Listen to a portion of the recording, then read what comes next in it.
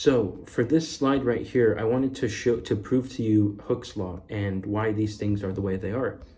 So if you look at the graph over here, I've put the spring force against delta x, and I said before that it's proportional, so it creates a linear relationship. So why is it that the spring force is not a constant force if this looks like a straight line, right? So what I want you to know is that basically, if you look over here on the side, the change in the spring force is equal to the final spring force minus the initial spring force, right? That's just basically what the delta means right here. And so what you see is that as you go some distance, right, a chunk of distance, let's look at the force first. We said over here, the force is some initial value, and here the force is some final value. We can just say F0 is 0 to make it easy for you to visualize, right? If you start with 0 force here and you end with some force here, there was some change in the spring force over that period or over that duration, right?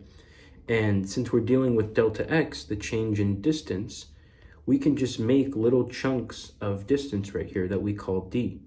And these little chunks of distance show us that there's some difference in the force at the initial point and the force at the final point, right? And we can label that as F, right? That's just basically what that distance is right here is F, right? Somewhere in between F naught and F. It's just some level of force, right? At over this distance. And then you can do the same thing over here. If this is F1, this is F2, you see that at each point, that force is increasing in the y dimension. And so what you get is that at every one of these points, the distance is also changing, right? And so you get bigger pieces every time. As the force increases, so does this distance, right? Like we said, it's linear. And so what you see is that the force at each individual point is not the same, right? And the distance isn't the same. So as distance changes, so does the force. And what you get is this linear looking relationship right here, right? And that linear relationship has a slope. And that slope has to have some sort of meaning in terms of the physics, right? And what we say is that if you look at this and you go back to the concept of work, right? Work is equal to force times distance. And so what you can do is call this area right here, if you break it up into a little triangle, you can call this the work being done, right? Because work is equal to force times distance, and you have distance on this side, and you have some chunk of force on this side. And so what you get is the area under this specific portion of the graph is the work being done over here. And then, as you see in green right here, it's even bigger, right? There's more area over here, and then there's more area in the next one. This is just to show you visually, right? You can say this one did more work than this one, right? But what you see is that it's changing as you increase your delta x, right? And so the work done in the first portion by F1 is not the same as the one done by F2, not the same as the one done by F3.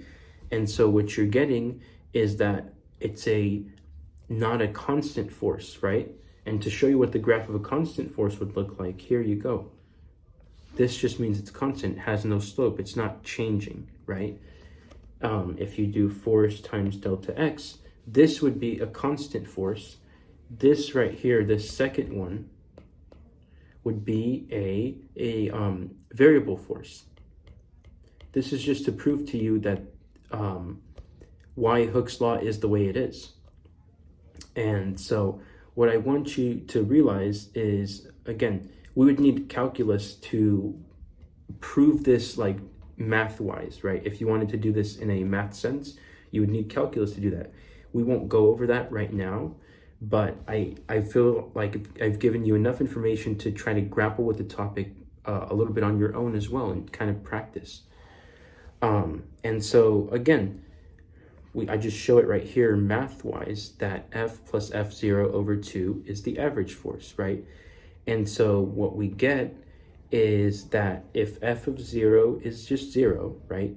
And the final force, the average, is those 0 plus that force all over 2, right? Because again, we're not using calculus, so we need to do average force, right? And so what you see is that the F average is just equal to the final plus the initial divided by 2. It's the average, right? And what you get is, again, work is equal to force times distance, and F is equal to kx.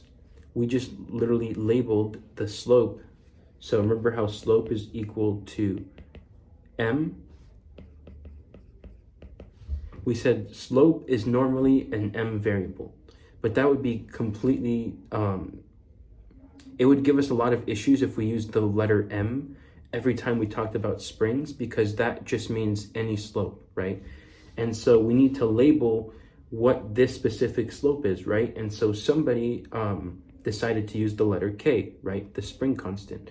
And people in physics just agreed to go with that, right? That's how we get most of our constants, is people just agree to use one letter for this specific thing. And so now we can just say y equals mx, right? You see how f equals kx is the same as y equals mx. Now what you can say is that the average force is equal to kx over 2. So you just take, again, this average right here, and you just say that, right? And so what you get is, again, we go back to work is equal to force times distance. Work is equal to the average force times distance. And so what you get is this equation right here, which tells you for a spring, work being done is 1/2 kx times d, d being the displacement. And now you can solve work problems for springs using this equation right here.